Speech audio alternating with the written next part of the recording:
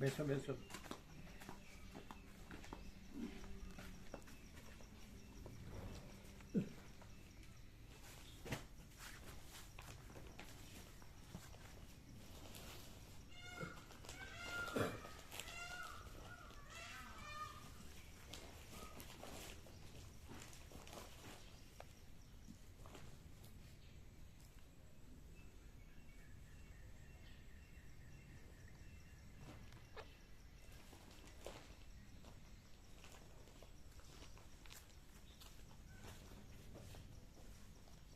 આમ પ્રેક્ટિકલી તમને આમ કેટલો ફાયદો લાભ થાય છે આમ શરીરને, મનને, પ્રાણ પ્રકૃતિને, જીવને, આ ભલે આ વ્યવહારમાં રહ્યા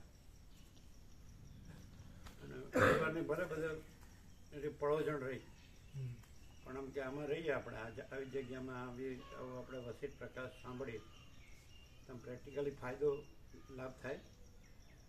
પ્રકાશથી એવો બોધ રહે, ભલે સતત ના રહે પણ એવું બોધ રહે કે આ હું નથી ને આ જગત થયું જ નથી એમ.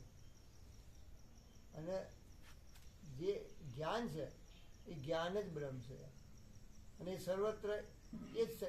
અને હું પોતે જાણું છું માટે હું જ્ઞાન છું, હું જ્ઞાન જ બ્રહ્મ છું. જે છે એ હું પોતે છું અને આ હું અને જગત છે જ નહીં, એટલે થયું જ નથી એમ.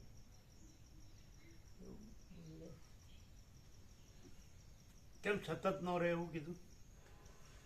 એટલે આપણે મન બીજે હોય ને એટલે બીજા આકારે વર્તી થાય ને પછી જ્યારે નવરું થાય એટલે પાછો એ બોધ બીજે હોય એટલે મન બીજે હોય એટલે બીજા આકારે વર્તી હોય ને પછી જ્યારે એ કે સાચું છે ના સાચું મન ને આકાર ને બીજે ને જ્યારે બીજો આકાર પ્રકાશ સાથે એવું થાય કે ભાઈ એ મનનું જવું આવું એ નથી ને મને નથી, એની કોઈ અવસ્થા એ નથી.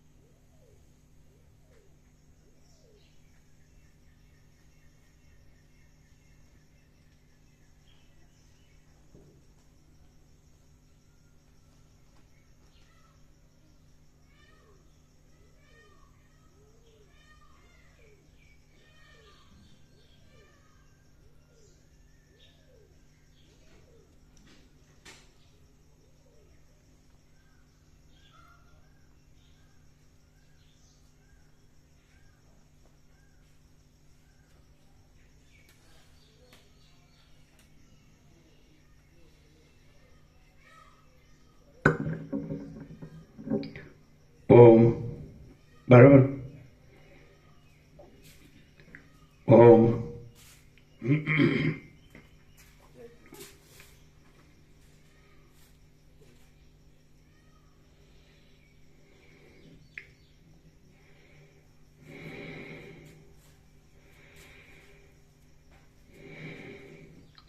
પરમ ચિદાકાશ, પરમ જ્યોતિ,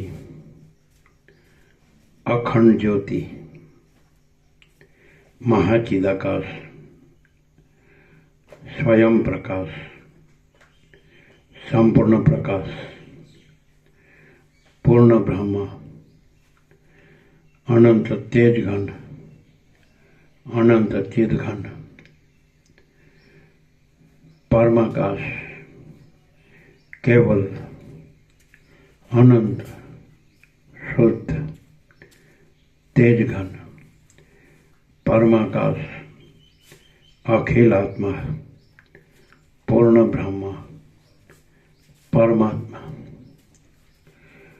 પરમ ચિદાકાશ, પરમ જ્યોતિ, અખંડ જ્યોતિ, અનંત, પૂર્ણ, પરમ ચિદાકાશ, પરમ શાંતિ, સ્વયં સિદ્ધ, स्वयं प्रकाश, स्वयं पूर्ण, स्वस्वरूप, यही सब कुछ है, इसके सिवा कुछ नहीं है। शून्य पास, अनंत कोटि, महाकल्पो है ही नहीं। महाचिदाकाश, स्वयं प्रकाश, संपूर्ण प्रकाश, महाचिदाकाश ज्योति, अनंत, अखंड, अभेद, महाचिदाकाश ज्योति, महातत्व, महासामान्य, महाचिदाकाश स्वसंवेद्य, सहज निर्विकल्प, महाचिदाकाश परम कैवल्य, परम शांति, परम चिदाकाश, अनंत, पूर्ण, निरपेक्ष, सत्य, अनंत, संपूर्ण, अपरिगी, निर्भ्रांत, निरपेक्ष, वशिष्ठ राम, निर्वाण पूर्वार्ध, राउंड 40मो राउंड।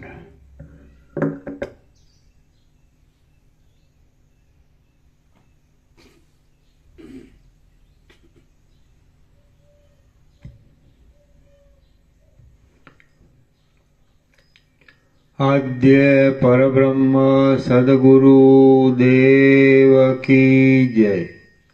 ओम श्री परमात्मने नमः।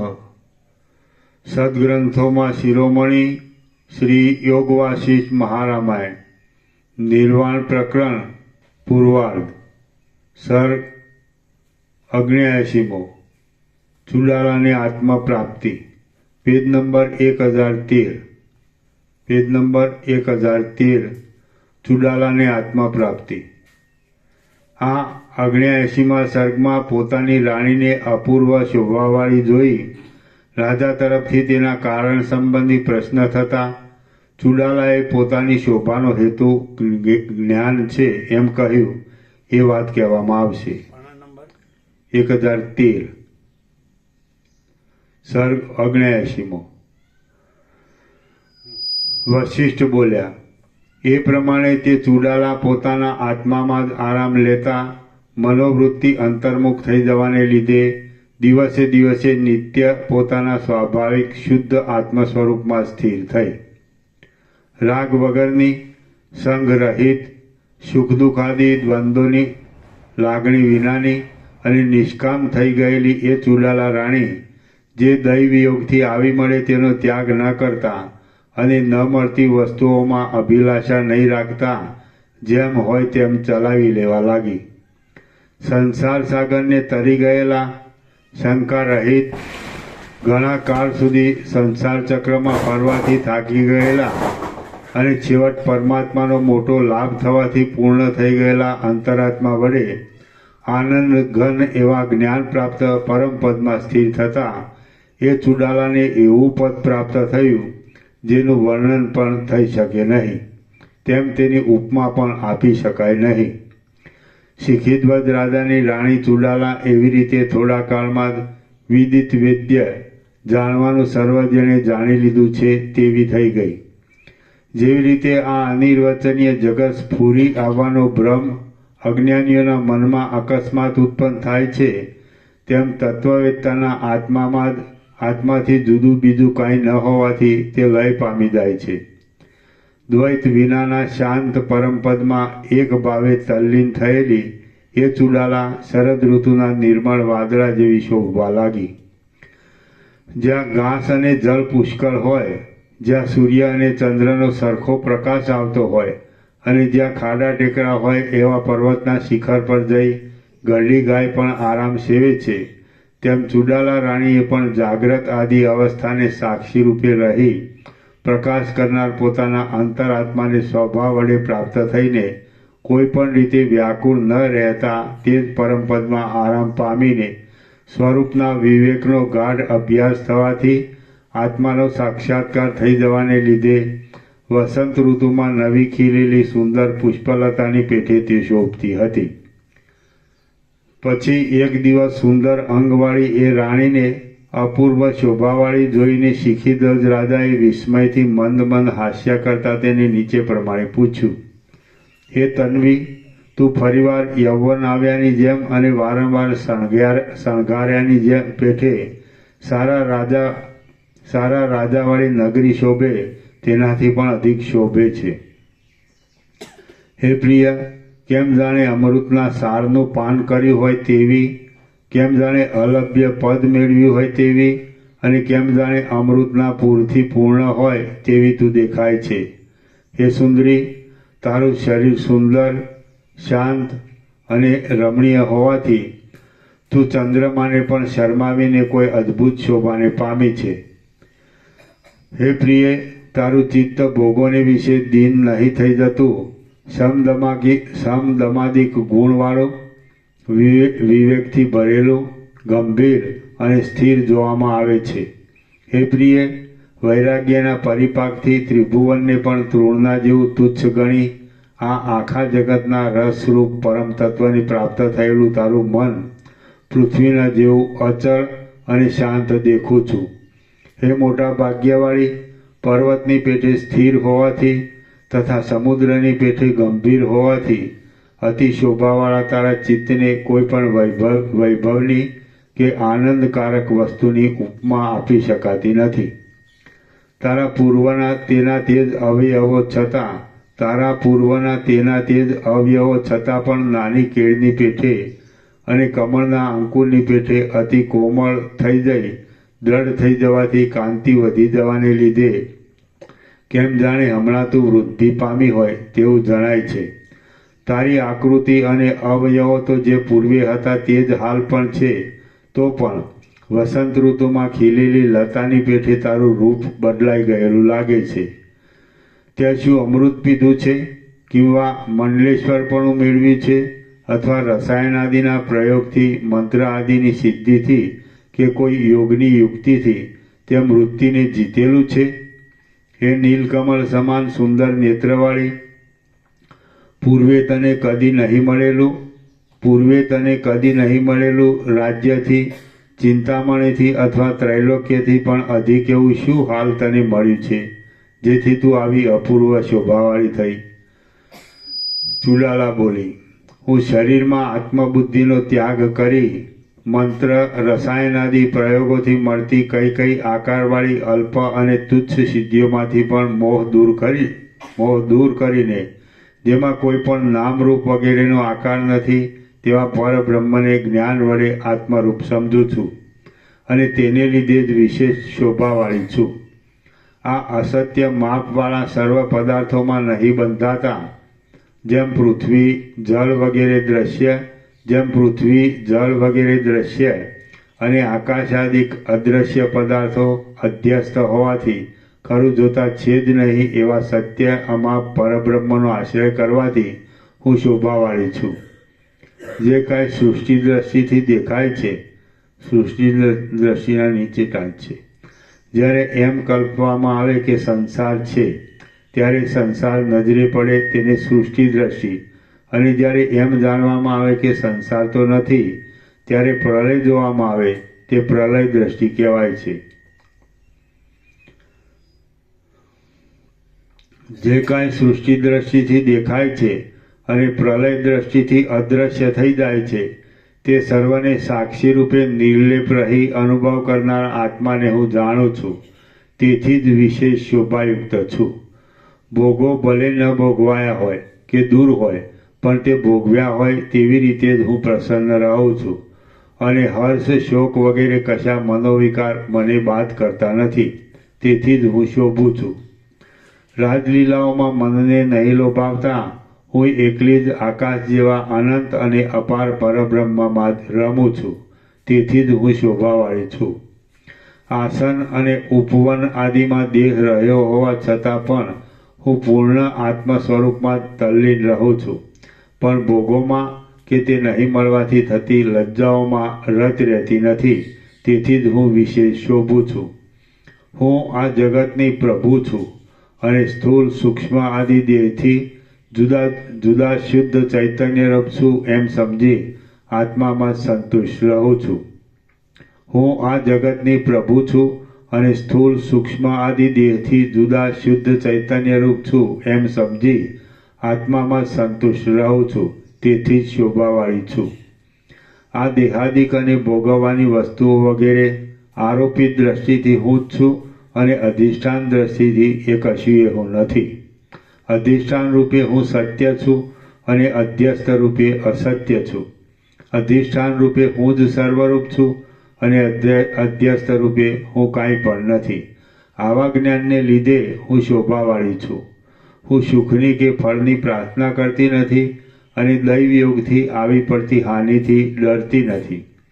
બીજી કોઈ સ્થિતિની ઈચ્છા નહીં રાખતા જે સ્થિતિ અનાયાસે આવી મળે તેમાં જ હું સંતોષ માનું છું. તેથી જ શોભાયુક્ત છું. થોડાક રાગદ્વેષવાળી બુદ્ધિરૂપ અને શાસ્ત્ર દ્રષ્ટિરૂપ સખીઓ સાથે હું રમું છું. તેથી જ શોભાવાળી છું. હે નાથ, નેત્રોના તેજથી બીજી ઇન્દ્રિયોથી જે કાંઈ દેખાય છે તે કાંઈ જ નથી, માત્ર મિથ્યા આભાસ જ છે. ચક્ષુ આદિ ઇન્દ્રિયોથી અને મનથી અગોચર એવી જે કાંઈ નિર્વિશેષ વસ્તુ બ્રહ્મ છે તેને હું સારી રીતે અંદર અને બહાર ભરપૂર દેખું છું અને તેથી જ મારો ઉદય થયેલો છે. શ્રી યોગ વાસિષ્ઠ મહારામાયણમાં નિર્વાણ પ્રકરણના પૂર્વાર્ધનો ચૂડાલા આત્મલાભ નામનો સર્ગ 79મો સમાપ્ત. છેલ્લું વાક્ય ફરીથી. ચક્ષુ આદિ ઇન્દ્રિયોથી અને મનથી અગોચર એવી જે કાંઈ નિર્વિશેષ વસ્તુ બ્રહ્મ છે તેને હું સારી રીતે અંદર અને બહાર ભરપૂર દેખું છું અને તેથી જ મારો ઉદય થયેલો છે.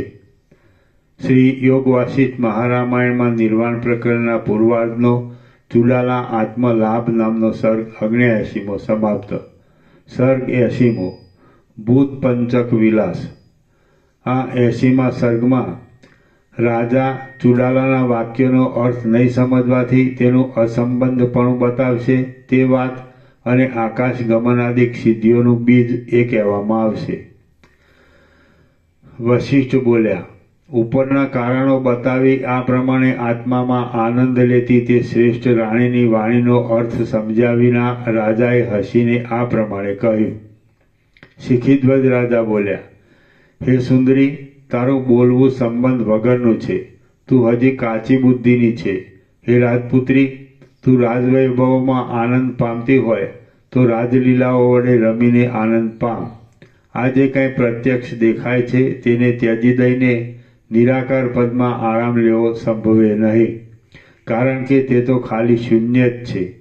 ભોગો નહીં ભોગવાયા છતાં પણ હું સંતુષ્ટ જ રહું છું એમ સમજીને ક્રોધ કર્યાની પેઠે આસન શયન આદિને જે ત્યજી દે તે શી રીતે શોભે? પોતે ભોગ ભોગવવા તથા મિત્ર આદિને ભોગવવા એ વગેરે મૂકી દઈને દ્રવ્ય આદિ તેના સાધનોને પણ છોડી દઈ બીજી વખત ભોગવાવવા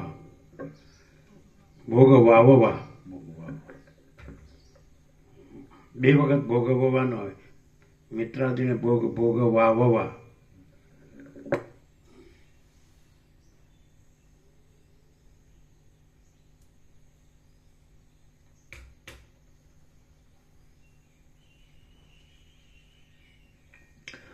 પોતે જ તથા મિત્ર આદિને ભોગવવા એ વગેરે મૂકી દઈને દ્રવ્ય આદિ તેના સાધનોને પણ છોડી દઈ પોતે એકલો જ પિશાચની પેઠે શૂન્ય આકાશમાં ચિદાકાશમાં જે રમે તે શી રીતે શોભે? ખાવું, પીવું, પહેરવું, સૂવું વગેરે સર્વ ત્યજી દઈને કેમ જાણે માત્ર ક્રોધથી જ હોય તેમ કેવળ ધૈર્યના બળથી જ ટાઢું, ઊનું, ભૂખ, તરસ આદિને સહન કરી પોતાના આત્મા વડે જે એકલો સ્વરૂપમાં જ મગ્ન રહે છે તે શી રીતે શોભે? હું દેહ નથી પણ તેનાથી અનેરો ચૈતન્યરૂપ છું. આરોપિત દ્રષ્ટિથી હું કાંઈ પણ નથી અને અધિષ્ઠાન દ્રષ્ટિથી હું જ સર્વરૂપ છું એવું જે અર્થ વિનાનું બોલ્યા કરે તે શી રીતે શોભે? મારી દ્રષ્ટિમાં જે કાંઈ મન ઇન્દ્રિયોથી દેખાય છે તે ખરું જોતાં કાંઈ જ નથી, પણ જે મન વાણી વગેરેથી અગોચર છે તે સત્ય અધિષ્ઠાન ચૈતન્યને હું અનુભવું છું. એવો તું જે મિથ્યા બકવાદ કરે છે તે શી રીતે શોભે? માટે હે સુંદરી, હે વિલાસિની, તું હજી બાળ, મૂઢ અને ચંચળ છે. તેથી અનેક જાતના મર્મ ભાષણોના વિલાસથી હું ક્રીડા કરું છું અને તું પણ ક્રીડા કર. એ પ્રમાણે શિખીધ્વજ રાજા પોતાની પ્રિયાની હાસ્યપૂર્વક મશ્કરી કરીને મધ્યાહન સમયના સ્નાન માટે ઊભો થયો અને અંતઃપુરમાંથી બહાર નીકળ્યો. અહો, દુઃખની વાત છે કે આત્મભાન થયું ન હોવાથી રાજા મારા વચનોનો અર્થ સમજ્યા નહીં એમ મનમાં આવવાથી ખેદ પામીને ચુડાલા પોતાના કાર્યમાં પાછી લાગી ગઈ. હે રામચંદ્રજી, એ પ્રમાણે જુદો જુદો મત ધરાવતા એ બંને સ્ત્રી પુરુષોનો અનેક પ્રકારની રાજલીલાઓથી ઘણો સમય ચાલ્યો ગયો. સદા તૃપ્ત રહેનારી અને નિષ્કામ થઈ ગયેલી એ ચુડાલાને કોઈ એક દિવસે દેવોની જેમ આકાશગમન કરવાની ઈચ્છા થઈ. આકાશગમન નામની એ સિદ્ધિ મેળવવા માટે એ રાજપુત્રી સર્વ ભોગોનો ત્યાગ કરીને નિર્જન દેશમાં આવી. એકાંતમાં એકલા જ પદ્માસન આદિ આસનથી શરીરને દ્રઢ રાખીને જેની ગતિ ઊંચે છે એવા પ્રાણાયામનો લાંબા કાળ સુધી તેણે અભ્યાસ કર્યો. રામ બોલ્યા, જે કાંઈ આ જડ અને ચેતન જગત છે તે ક્રિયાથી ઉત્પન્ન થાય છે, તો આ આકાશગમન આદિ સિદ્ધિઓ શી રીતે અને કઈ ક્રિયા વડે મળે એ વિશે આપનો અનુભવ કહો. હે મહારાજ, માત્ર એક યત્નથી જ સાધ્ય થાય એવી કઈ ક્રિયાના ગાઢ અભ્યાસનો આકાશગમન આદિક ફળ છે? હે સમર્થ મહારાજ, આત્મજ્ઞાની પુરુષ લીલાથી અને અજ્ઞાની પુરુષ સિદ્ધિઓના લોભથી પણ શી રીતે સિદ્ધિઓ મેળવી શકે છે તે આપ કહો. વશિષ્ઠ બોલ્યા, હે પ્રિય રામચંદ્રજી, આ જગતમાં દરેક સાધ્ય કૌંસમાં મળી આવનાર વસ્તુ ઉપાદેય, હેય અને ઉપેક્ષા એ રીતે 3 પ્રકારની જોવામાં આવે છે. એના નીચે ટાચ છે. કોઈ પણ જાતનો લાભ લેવો દરેકને ગમે. કોઈપણ જાતનો લાભ લેવો દરેકને ગમે માટે તે ઉપાદેય, ગ્રહણ કરવું. હાનિ લેવી કોઈને ના ગમે માટે તે હેય, છોડી દેવું. અને જેમાં લાભ પણ ન હોય અને હાનિ પણ ન હોય તે ઉપેક્ષા, બેદરકારી હોવી કહેવાય છે.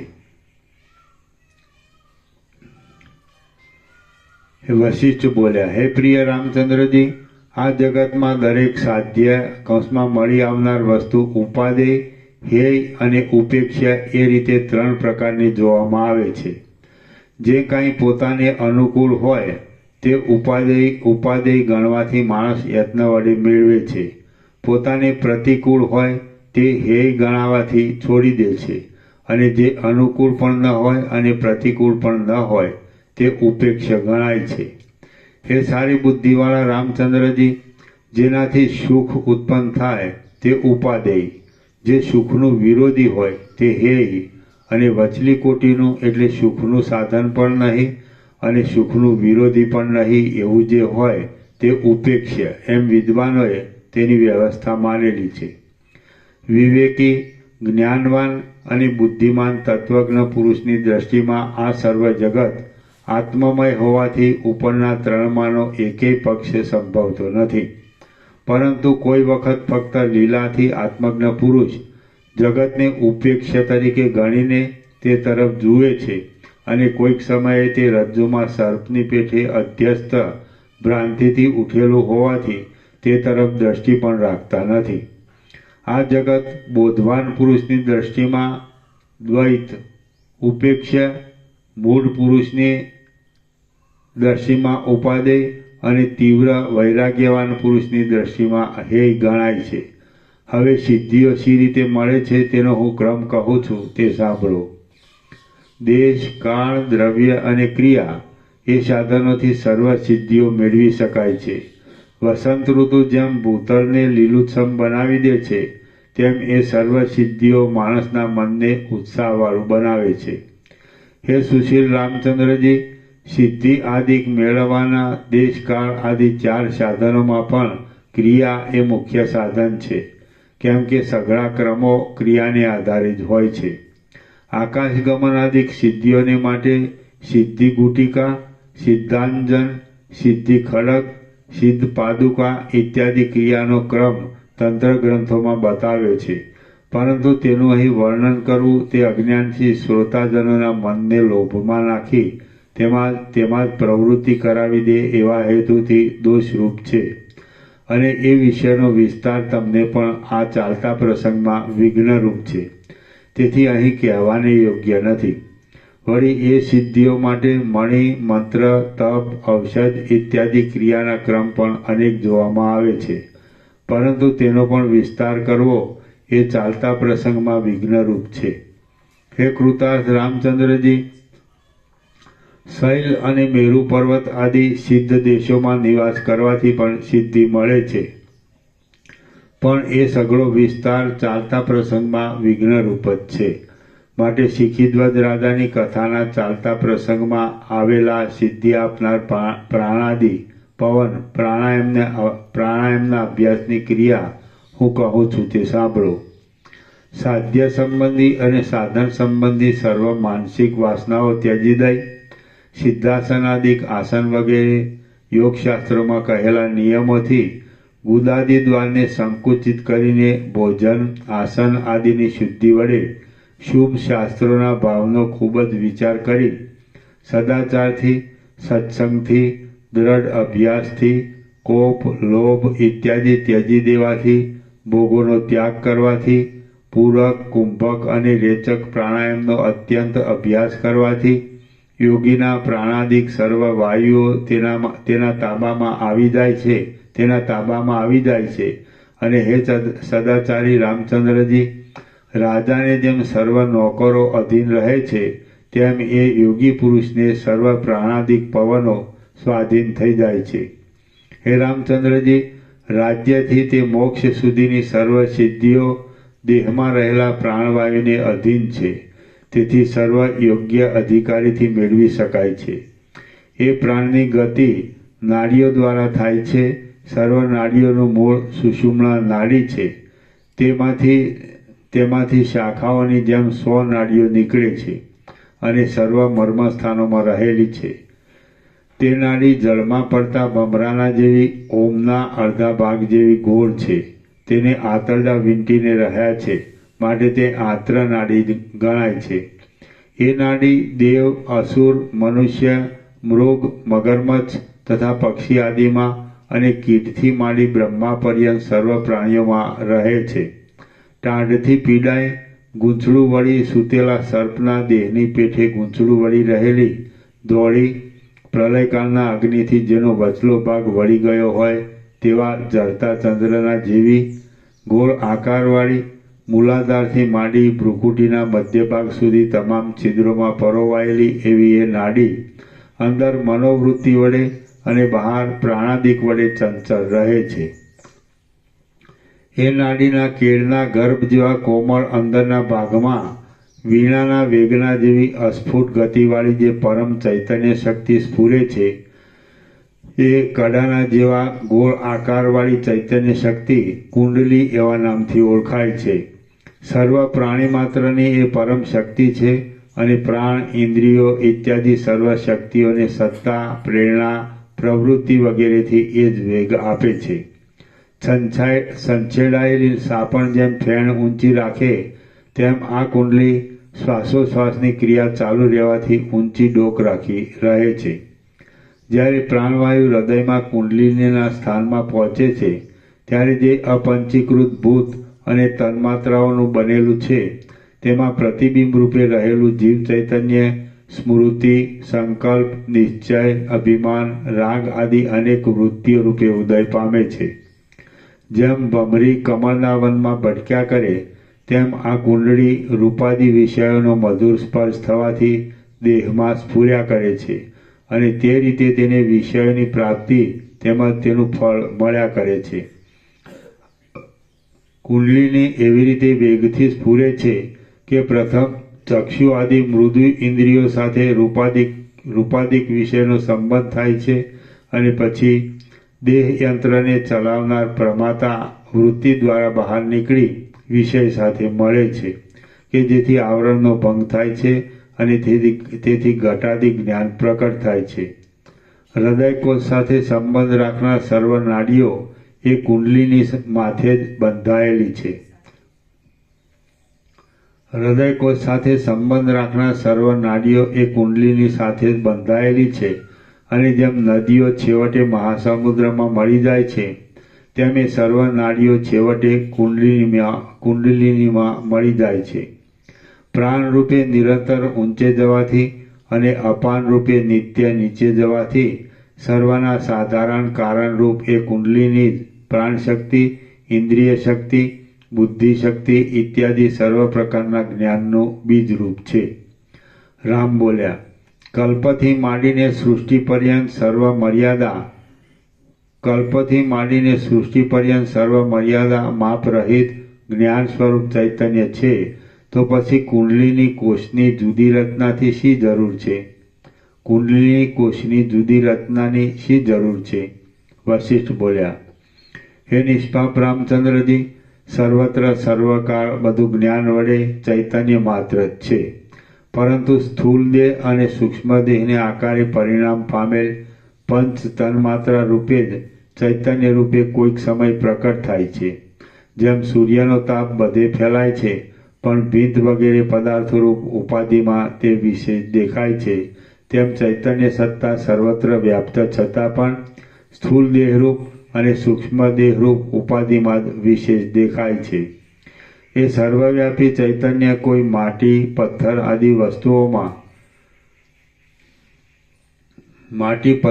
વસ્તુઓમાં આ વિદ્યાની ગાઢ જડતાથી ઢંકાઈ જાય છે એટલે તે દેખાતું નથી. કોઈ દેવ, મનુષ્ય આદિમાં સ્પષ્ટ દેખાય છે અને કોઈ વૃક્ષાદિકમાં આછું જણાતું હોવા છતાં બહાર નથી દેખાતું, પરંતુ સત્તારૂપથી તે બધે ફેલાયેલું જ છે. હે નિર્મળ રામચંદ્રજી, મનુષ્ય દેહમાં તથા પશુ સ્થાવર આદિક દેહમાં જે રીતે ચૈતન્ય પ્રકટ થાય છે તેનું હું ફરીથી તમને ક્રમથી કહું છું. આ સઘળું જળ અને ચેતન જગત ચૈતન્ય માત્રની સત્તાથી સત્તા ધરાવે છે. તે સર્વ ધર્મોથી શૂન્ય, આકાશના જેવું અસંગ, સર્વવ્યાપક, પરમ સૂક્ષ્મ અને પરબ્રહ્મ રૂપ જ છે. ચૈતન્ય માત્ર સત્તારૂપ, નિર્વિકાર અને નિર્દોષ એ અધિષ્ઠાન ચૈતન્ય જ કોઈ ઠેકાણે આકાશ આદિ ભૂત સૂક્ષ્મોના અધ્યાસ વડે પંચ તન્માત્રા રૂપ બને છે અને એ જ પંચ તન્માત્રાથી પ્રાણ, મન, બુદ્ધિ, જ્ઞાનેન્દ્રિય અને કર્મેન્દ્રિય એમ 5 પ્રકારે કલ્પાયેલા લિંગ શરીરમાં પોતાનું પ્રતિબિંબ પડે છે અને જેમ એક દીવામાંથી 100 દીવા થઈ શકે છે તેમ માયાથી અધ્યાસ વડે જન્મ આદિ વિકાર દ્વૈત ભાવને પામીને તે અનેક જીવરૂપ બની જાય છે. પણ વસ્તુતઃ તમારા ચૈતન્ય સ્વરૂપનો જ એ સઘળો વિવર્ત છે. કેટલાક પંચકો કૌંસમાં પ્રાણાદિ પંચકથી બનેલા લિંગ શરીરો, કેટલાક પંચકો સત્તા માત્રથી સ્ફુરેલા દેવ, મનુષ્ય આદિ આકારની વાસનાને અનુસરનારા સંકલ્પ વડે દેવ મનુષ્યાદિક દેહભાવને, કેટલાક પક્ષી આદિ દેહભાવને, કેટલાક ધંતુરો આદિ જળ દેહભાવને, કેટલાક દેશ આદિ ભાવને અને કેટલાક દ્રવ્ય આદિ ભાવને પ્રાપ્ત થાય છે. હે રામચંદ્રજી, એ પ્રમાણે પંચકની સ્ફૂર્તિથી જ આ જગતની પ્રતીતિ થાય છે એમ નિશ્ચય છે અને એ સર્વ ઠેકાણે ચૈતન્ય સત્તા વ્યાપી રહેલી છે. મનુષ્ય દેહાદિકમાં ચૈતન્યના પ્રતિબિંબોને લેવાની શક્તિ પ્રાણ, મન, બુદ્ધિ, જ્ઞાનેન્દ્રિય અને કર્મેન્દ્રિય એ પંચક વડે બનેલા લિંગ શરીરમાં હોવાથી તેને ચેતન સંજ્ઞા કહે છે. કોઈ પક્ષી આદિ શરીરમાં લિંગ દેહનું અને સ્થૂળ દેહનું સમાનપણું હોવાથી તે જડ ચેતન કહેવાય છે અને ધંતુરો આદિ જડમાં લિંગ શરીર ઢંકાયેલું રહેવાથી તેમાં ચેતન લાગતું નથી, માટે તે જડ સંજ્ઞાથી ઓળખાય છે. જેમ સમુદ્ર કોઈ સ્થળે સ્થળના જેવો સ્થિર અને કોઈ ઠેકાણે લહેરોથી ચંચળ જેવો દેખાય છે, તેમ ચૈતન્ય સત્તા લિંગ દેહોમાં કોઈ ઠેકાણે જડ રૂપે અને કોઈ ઠેકાણે ચેતન રૂપે પ્રતીત થાય છે. જેમ સમુદ્રનું ક્યાંય સ્થિર રહેવાથી અને ક્યાંય ચંચળ રહેવાથી સમુદ્રપણું જતું રહે છે કે જેમ સમુદ્રનું ક્યાંય સ્થિર રહેવાથી અને ક્યાંય ચંચળ રહેવાથી સમુદ્રપણું જતું રહે છે કે નથી જ જતું, તેમ એ ચૈતન્યમાં શૂર, નર, પક્ષી આદિ અનેક વિકલ્પો રહ્યા છતાં પણ એ નિર્લેપ ચૈતન્ય સદા સર્વદા નાશ રહિત જ છે. જડ, ચેતન આદિ વિભાગ તો આત્મામાં પ્રાણાદિ પંચકથી થયેલ લિંગ દેહ વડે જ કલ્પાયેલ છે. એ નિર્દોષ રામચંદ્રજી, દેહાદિ આકાર રૂપે પરિણામ પામેલું લિંગ શરીર મનુષ્ય આદિ દેહમાં સ્ફૂર્તિ ચૈતન્ય વડે ચેતન સંજ્ઞાવાળું છે. પથ્થર આદિમાં ચેતન સત્તા પ્રતીત નહીં થવાથી તે જડ કહેવાય છે, અને જડ શરીરમાં અંદર ચેતન હોવા છતાં બહારના પવન આદિ વડે હલનચલન થાય છે. આ સઘળા વિકલ્પો સ્વભાવથી જ જોવામાં આવે છે. હે રામચંદ્રજી, જડ ચેતનાદિક સઘળો વાણીનો વ્યવહાર જ છે અને તે પરસ્પર ઉલટા ગુણોવાળું છે. બાકી તેમાં રહેલી નિર્લેપ ચેતન સત્તા એક જ હોવાથી તે સ્વરૂપમાં ઉલટા દેખાતા ગુણો રહી શકે જ નહીં. તેમ ટાઢ તડકો આદિ અને હિમ, અગ્નિ આદિ વાણીનો વ્યવહાર જો કે ઉલટા ધર્મવાળો છે તો પણ તેમાં રહેલી વ્યાપક ચેતન સત્તામાં ઉલટા દેખાતા ગુણો રહી શકતા નથી. પોતાની વાસનાને લીધે જ પરસ્પર ઉલટા ગુણોનો વ્યવહાર થાય છે, અને તેથી જ બરફ ઠંડો છે, દેવતા ગરમ છે, બરફ ઠંડો છે, દેવતા ગરમ છે આદિ ઉલટા ગુણોનો અનુભવ થાય છે. વિવેકી પુરુષ જાણે છે કે આ વાસનાઓ જ ઉલટા પ્રકારના સંકલ્પ વિકલ્પો કરે છે અને તે વિરુદ્ધ ગુણોમાં મન દોરવાઈ જાય છે. માટે વાસનાઓ જ જડ, ચેતન, ટાઢ, તડકો આદિ વ્યવહારમાં કારણભૂત છે. સૂતેલી અશુભ વાસનાવાળું લિંગ શરીર પશુ, વૃક્ષ આદિ જડભાવો થવામાં કારણ છે, અને જાગેલી શુભ વાસનાવાળું લિંગ શરીર દેવ આદિ યોનિનું કારણ છે. જેથી એમ નિશ્ચય થાય છે કે સર્વ ધર્મોના વિરુદ્ધપણામાં વાસના જ એક હેતુરૂપ છે. વળી જે ઠેકાણે હેતુપણું માનવાથી કાંઈ ફળ દેખાતું હોય ત્યાં તેની કલ્પના ઘટે છે. એટલે વાસનાને હેતુ માનીને તેનો નાશ કરવાનો પ્રયત્ન કરવો. પણ વાસનાને બદલે પ્રાણીનો પોતાનો સ્વભાવ ઉલટા ગુણો દેખાડવામાં કારણ છે એમ માનવામાં આવે તો તે આકાશમાં હાથ પછાડવા જેવું ફળ વિનાનું કાર્ય ગણાય. વાસનાનો નાશ થવાથી પરમાત્માનો લાભ થાય છે, અને તેથી ડાહ્યા પુરુષની દ્રષ્ટિમાં મેરુ આદિ સુવર્ણ રાશિઓ પણ તણખલા જેવી તુચ્છ ભાસે છે, અને વિવેકવાન દેવ, નર આદિના જડ ચેતન દેહો પણ કીડા જેવા ખૂબ હલકા જણાય છે.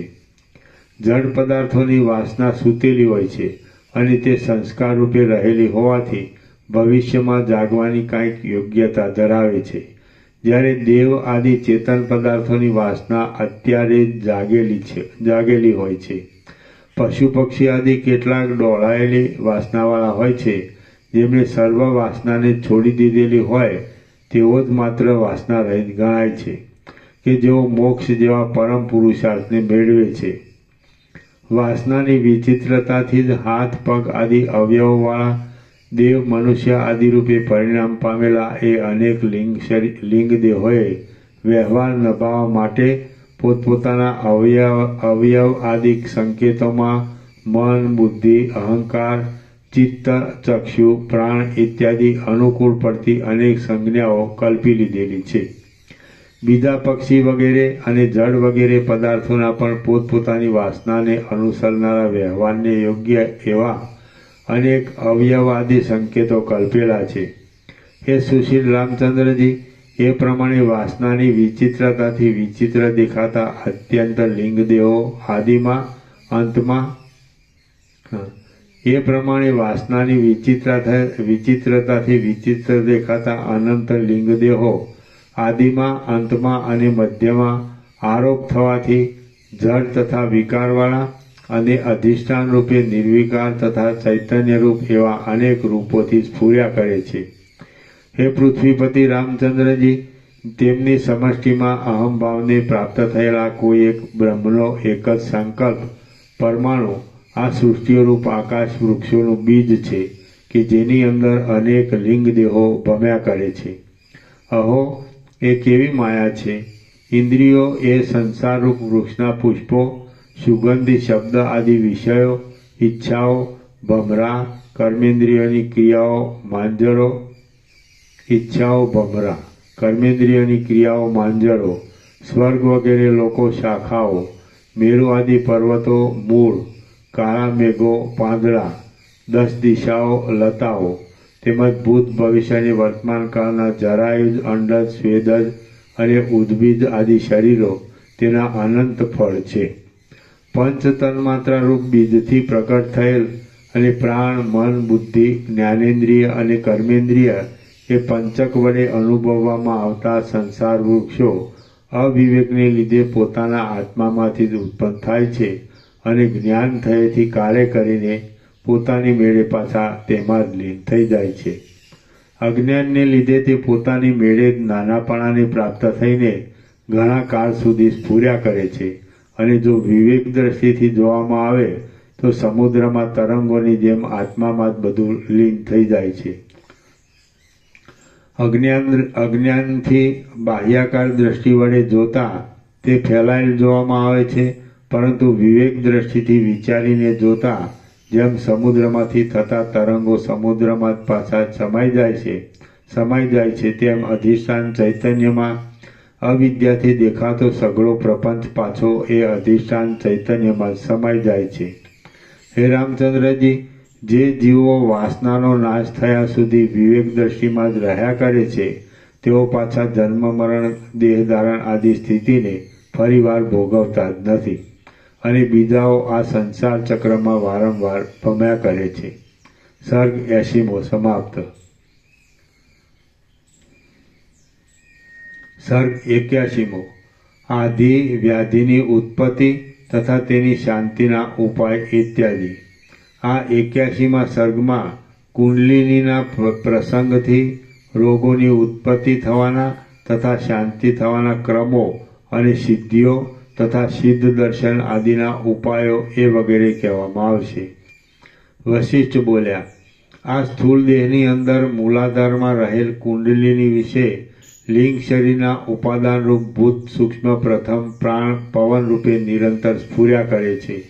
અંદર પ્રાણ રૂપે સ્ફુરેલી કુંડલિની શક્તિ સ્પંદ, સ્પર્શ, સંવિત, કલા એવા નામો વડે અનેક રીતે કહેવામાં આવે છે.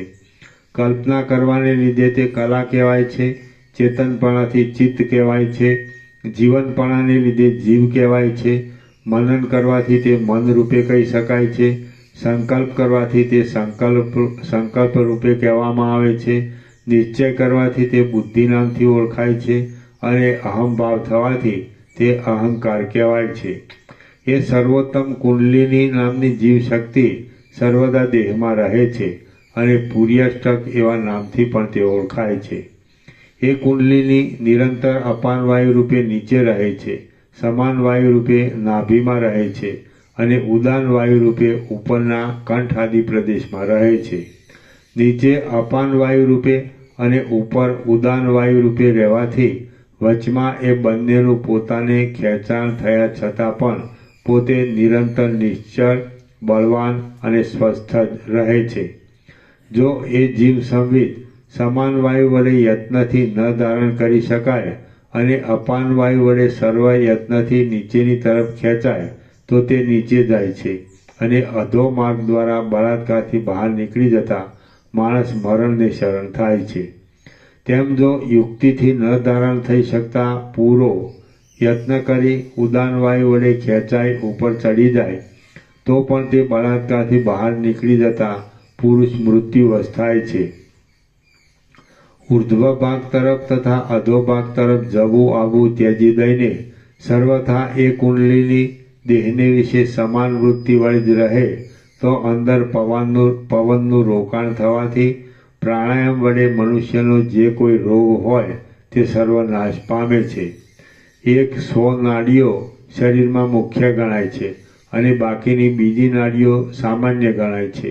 સામાન્ય નાડીમાં કફ પિત્ત આદિ દોષ વધી જવાથી તેમાં અન્નરસ પહોંચાડનારી પ્રાણશક્તિનો વ્યાપાર બંધ પડી જાય તો સામાન્ય રોગ થાય છે અને મુખ્ય નાડીઓમાં જો વ્યાપાર બંધ પડી જાય તો મોટા રોગો થાય છે. રામ બોલ્યા, હે મુનિઓમાં શ્રેષ્ઠ ગુરુ મહારાજ, શરીરમાં આધિઓ અને વ્યાધિઓ શી રીતે ઉત્પન્ન થાય છે અને તેનો નાશ કેવી રીતે થાય તે આપ મને બરાબર કહો. વશિષ્ઠ બોલ્યા, આધિ અને વ્યાધિ એ બંને દુઃખનું કારણ છે. દવાઓ કરવાથી તે સમય પૂરતું સુખ મળે છે. દવાઓ કરવાથી તે સમય પૂરતું સુખ મળે છે અને જ્ઞાન વડે અજ્ઞાનની આત્યંતિક નિવૃત્તિ થાય તો તે મોક્ષ કહેવાય છે. આધિ અને વ્યાધિ એ બંને કોઈ વખત એકબીજાના નિમિત્તરૂપ થઈ શરીરમાં ક્રમે કરીને થાય છે. કોઈ વખત એક કાળે એવા સાધન મળી આવવાથી શરીરમાં બંને સાથે પેદા થાય છે અને કોઈ વખત ક્રમવાર પણ થાય છે. દેહ સંબંધી જે કાંઈ દુઃખ છે તે વ્યાધિ કહેવાય છે અને વાસનામય માનસિક વ્યથાને આધિ એવા નામથી કહેવામાં આવે છે.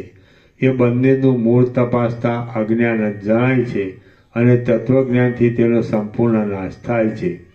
અજ્ઞાનને લીધે પોતાની ઇન્દ્રિયોનો સંયમ નહીં થવાથી ચિત્તમાં સ્વસ્થતા રાખનારા સૂક્ષ્મ ભાવને છોડી દઈ રાત દિવસ રાગદ્વેષમાં રૂંધાઈ જઈ આ મળ્યું અને આ ન મળ્યું એવી ચિંતાથી ગાઢ મોહને આપનારી આધિઓ વર્ષા ઋતુમાં ઝાકળની પેઠે કેવળ અજ્ઞાનથી જ આવી પડે છે. અત્યંત ઈચ્છાઓ સ્ફુરવાથી તથા અજ્ઞાનથી ચિત્ત ન જીતાવાને લીધે દુષ્ટ અન્ન જમવામાં આવવાથી, સ્મશાન આદિ ખરાબ સ્થળોમાં ફરવાથી, સાયંકાળ આદિ વખતે ભોજન, મૈથુન આદિ વ્યવહાર કરવાથી, દુષ્કર્મોનું ચિત્તમાં ચિંતન કરવાથી, દુર્જનોના સંગદોષથી, વિષ, સર્પ, વ્યાઘ્ર આદિની શંકાઓ મનમાં આવવાથી, નાડીઓના છિદ્રોમાં અન્નરસ ન જવાને લીધે તે ક્ષીણ થઈ જઈને કિંવા બમણો રસ ચડવાથી બહુ પૂર્ણ થઈ જઈને કફ પિત્ત આદિ દોષથી પ્રાણ વ્યાકુળ થઈ જવાને લીધે શરીર વિકલ થઈ જવાથી ઇત્યાદિ દોષોથી અનિયમિતતા થાય એટલે વ્યાધિ શરીરમાં ઉત્પન્ન થાય છે કે જેથી વર્ષા ઋતુથી અને ગ્રીષ્મ ઋતુથી જેમ નદીનો આકાર બદલાઈ જાય તેમ શરીરનો આકાર બદલાઈ જાય છે. પૂર્વ જન્મની હોય કે આ જન્મની હોય, શુભ હોય કે અશુભ હોય, પરંતુ જે બુદ્ધિ બળવાળી હોય તે તેવા આદિવ્યાધિના ક્રમ તરફ મનુષ્યને લઈ જાય છે. પંચભૂતથી બનેલા આ સ્થૂળ દેહમાં અને લિંગ દેહમાં એ રીતે આદિઓ અને વ્યાધિઓ ઉત્પન્ન થાય છે. હે રઘુકુળને શોભાવનાર રામચંદ્રજી, એ આદિઓ અને વ્યાધિઓ શી રીતે નાશ પામે છે તે વિશે હું કહું છું તે સાંભળો. વ્યાધિ બે પ્રકારનો છે, એક સામાન્ય અને બીજો દ્રઢતર. ભૂખ, તરસ અને સ્ત્રી પુત્રાદિકની ઈચ્છા એ વગેરેથી થયેલો વ્યાધિ સામાન્ય ગણાય છે અને જન્મ આદિ વિકાર આપનાર વાસનામય વ્યાધિ દ્રઢતર કહેવાય છે. અન્ન, પાન અને સ્ત્રી પુત્રાદિક ઈચ્છિત વસ્તુ મળી જવાથી વ્યવહારિક સામાન્ય વ્યાધિ નાશ પામે છે.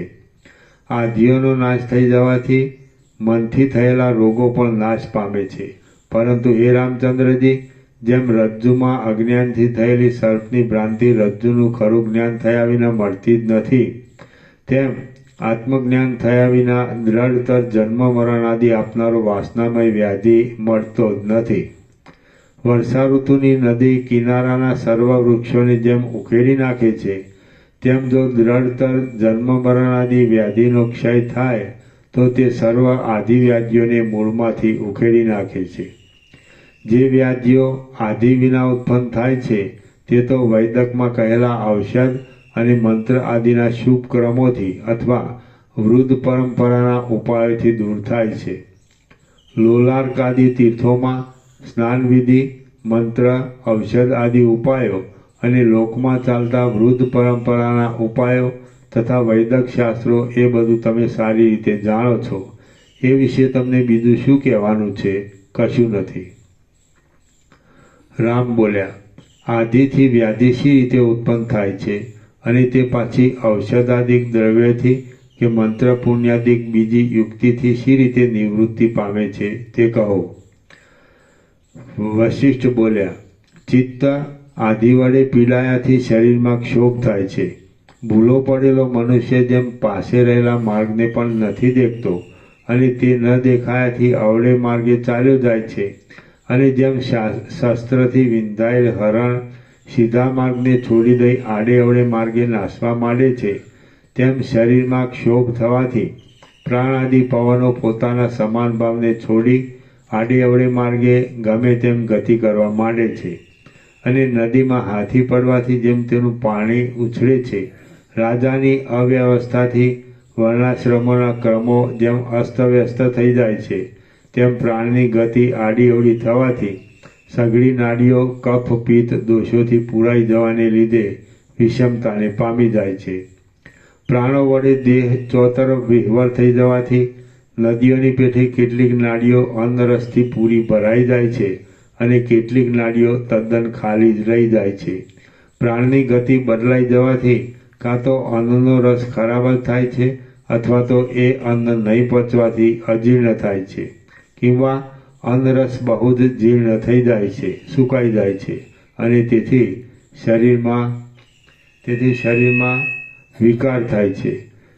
જેમ નદીનો વેગ પોતાનું વલણ પૂર્ણ સમુદ્ર તરફ હોવાથી લાકડાને પૂર્વ દિશા તરફ લઈ જાય છે, તેમ પ્રાણવાયુઓ ખાધેલા અન્નને રસરૂપ બનાવી દઈ અંદર પોતપોતાના સ્થાનમાં પહોંચાડી દે છે. પરંતુ જે અન્ન પ્રાણવાયુના વિષમપણાથી શરીરના અંદરના ભાગમાં ક્યાંય રૂંધાઈ રહે છે, તે સ્વાભાવિક રીતે કફ આદિ ધાતુઓને બગાડી વ્યાધિ ઉત્પન્ન કરે છે. ઉપર કહ્યા પ્રમાણે આધિ માનસિક પીડામાંથી વ્યાધિ રોગ ઉત્પન્ન થાય છે અને આધિ મટી જવાથી વ્યાધિ પણ નાશ પામે છે. હવે મંત્રોથી જે રીતે વ્યાધિઓ નાશ પામે છે તે ક્રમ કહું છું તે સાંભળો. જેમ સ્વભાવથી જ હરડે જુલાબ આપે છે, તેમ ય ર લ વ ઇત્યાદિ મંત્રાત્મક વર્ણો તેવી શ્રદ્ધાવાળી ભાવનાઓથી તેવા કાર્યો કરી આપે છે. હે મહાત્મા રામચંદ્રજી, જેમ કસોટી પર ઘસાવાથી સુવર્ણ પોતાનું નિર્મળપણું પ્રકાશિત કરે છે, તેમ શુદ્ધ અને પૂર્ણ કર્મ કરવાથી તથા સત્પુરુષોની સેવાથી ચિત્ત નિર્મળ થઈ જાય છે. હે રામચંદ્રજી, પૂર્ણચંદ્રનો ઉદય થવાથી જેમ જગતમાં પ્રકાશ વધે છે, તેમ ચિત્ત શુદ્ધ થવાથી શરીરમાં આનંદ વધવા માંડે છે. ચિત્ત શુદ્ધ રહેવાથી પ્રાણવાયુઓ પોતાના ક્રમ પ્રમાણે સંચાર કરે છે અને અન્નને બરાબર રસરૂપ કરી પચાવી દે છે, જેથી વ્યાધિ નાશ પામે છે.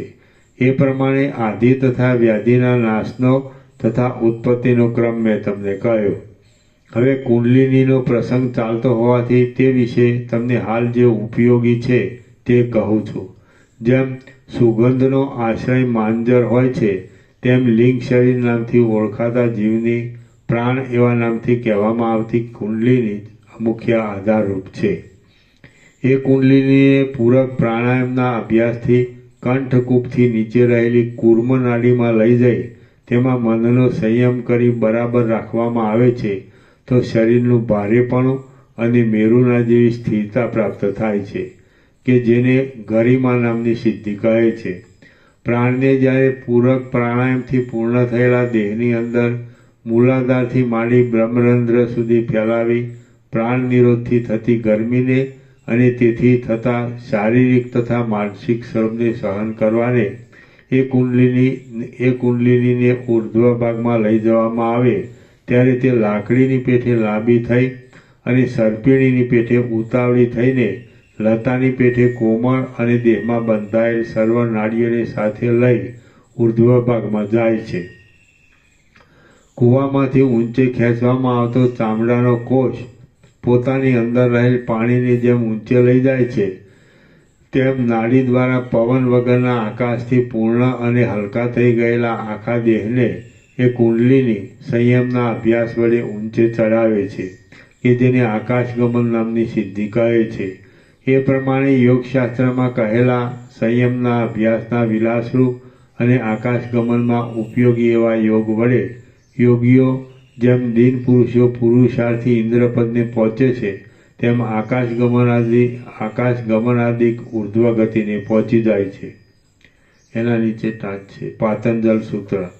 શરીરનો અને આકાશનો જે સંબંધ છે તેમાં સંયમ કરવાથી અને તેને લીધે રૂની પેઠે શરીર હલકું થઈ જવાથી આકાશગમન નામની સિદ્ધિ મળે છે એવો એ સૂત્રનો આશય છે. એક જ વિષયમાં ધ્યાન, ધારણા અને સમાધિ એ ત્રણેય કરવામાં આવે તેને સંયમ કહે છે. આવો આ સૂત્રનો આશય જણાય છે. બીજી નાડીઓમાં નહીં જવા દેતા ફક્ત સુષુમ્નામાં જ રેચક પ્રાણાયામ વડે પ્રાણનો પ્રવાહ ચાલુ રાખી કુંડલીની શક્તિને જ્યારે મસ્તકની અને કપાળની સંધિરૂપ કપાટની બહાર આગળ ઉપરના ભાગમાં રહેલ મૂર્ધ્વ જ્યોતિમાં મુહૂર્ત પર્યંત સંયમપૂર્વક સ્થિર રાખવામાં આવે તો આકાશચારી સિદ્ધ પુરુષોનું દર્શન થાય છે. રામ બોલ્યા, અમારા જેવાની ઇન્દ્રિયો દિવ્ય ન હોવાથી ચક્ષુ આદિનો સંયોગ થયા છતાં પણ સિદ્ધોનું દર્શન થવું દુર્લભ છે. તો પછી ચક્ષુના તેજના સંબંધ વિના ફક્ત મૂર્ધ્વ જ્યોતિમાં કૌંસમાં મસ્તક તથા કપાળની સંધિમાં રહેલા છિદ્રની અંદરની જ્યોતિમાં પ્રાણ ધારણ રાખવાથી સિદ્ધોનું દર્શન શી રીતે થાય? વશિષ્ઠ બોલ્યા, હે મહાબાહુ રામચંદ્ર, વાયુરૂપ ઈચ્છા પ્રમાણે ગતિ કરનારા સિદ્ધ પુરુષો અજ્ઞાનને લીધે મલિન ભૂલોકવાળી પ્રાણીઓની ચક્ષુ આદિક ઇન્દ્રિયો વડે કે દિવ્ય ઉપાય વિના બીજા ઉપાય વડે જોવામાં આવતા નથી. યોગાભ્યાસ વડે સંસ્કાર પામેલા ચિત્તથી બુદ્ધિરૂપી નેત્ર વડે પોતાનું ધારેલું ફળ આપનારા સિદ્ધ પુરુષો સ્વપ્નની પેઠે જોવામાં આવે છે. જેમ સ્વપ્ન જોવામાં આવે છે તેવી જ રીતે સિદ્ધોનું દર્શન પણ થાય છે. માત્ર એ બેમાં એટલો જ તફાવત છે કે સ્વપ્નમાં જોવામાં આવતો વ્યવહાર લાંબો કાળ રહેતો નથી અને સિદ્ધોના દર્શનમાં થયેલો વરદાન, ફળ પ્રાપ્તિ આદિ વ્યવહાર ચિરસ્થાયી હોય છે. રેચક પ્રાણાયામના અભ્યાસના બળથી મુખથી બહાર છેટે બાર આગળ પરિમાણના પ્રદેશમાં ચિરકાળ સુધી પ્રાણની સ્થિતિ રાખવામાં આવે તો પરકાય પ્રવેશ થઈ શકે છે. રામ બોલ્યા, હે મહારાજ, સઘળું જગત માયામય હોવાથી કોઈ પણ પદાર્થ નિયત એક જ સ્થિતિમાં રહેતો નથી. તો પછી માત્રા એક સ્વભાવની જ અચળ સ્થિતિ કેમ રહે છે એ આપ કહો. આપ જેવા દયાળુ વક્તાઓ કુતર્ક ભર્યા પ્રશ્નો પૂછવાથી પણ ખેદ પામતા નથી. વશિષ્ઠ બોલ્યા, સૃષ્ટિના આરંભકાળમાં સત્ય સંકલ્પ પરમેશ્વરના સંકલ્પને અનુસરી વસ્તુની સ્વભાવ નામની જે શક્તિ સ્ફુરે છે તે છેવટ સુધી કાંઈ પણ ફેરફાર ન થતાં તેવીને તેવી સ્થિતિમાં રહે છે. આવો નિશ્ચય છે તો પણ હે પ્રિય રામચંદ્રજી, તત્વદર્શીથી જોતા અવિદ્યા જેવી કોઈ વસ્તુ જ ન હોવાથી પદાર્થની સ્વભાવ નામની શક્તિ પણ ક્વચિત બદલાઈ જાય છે. જેમ કે ડાંગર શરદ ઋતુમાં થતી હોય છે તો પણ દેશકાળના ભેદને લઈ વસંત ઋતુમાં પણ થતી જોવામાં આવે છે. જે કંઈ નાના પ્રકારે આપણે જોઈએ છીએ તે સઘળું વસ્તુતઃ બ્રહ્મરૂપ જ છે. માત્ર વ્યવહારને માટે જ ઉપર જણાવ્યા પ્રમાણે તેમાં સઘળી કલ્પનાઓ કલ્પવામાં આવી છે. રામ બોલ્યા, સૂક્ષ્મ છિદ્રાદિમાં ગતિ કરવા માટે શરીરને અણુ ઝીણું કરવું હોય અથવા આકાશને પૂરવા માટે પોતાના શરીર વડે ઘણા ભાગમાં વ્યાપ્ત કરવા માટે શરીરને સ્થૂળ બનાવવું હોય તો તે યોગી લોક શી રીતે કરી શકે છે તે આપ કહો. વશિષ્ઠ બોલ્યા, જેમ લાકડું અને કરવતનો સંયોગ થવાથી લાકડાના બે ભાગ થઈ જાય છે અને તે જ બે ભાગને ઘસવાથી તેમાંથી અગ્નિ પ્રગટ થાય છે, તેમ પ્રાણ અને અપાનના પરસ્પર સંઘર્ષ થવાથી અગ્નિ કૌંસમાં જઠરાગ્નિ ઉત્પન્ન થાય છે. એની નીચે ટાંચ છે.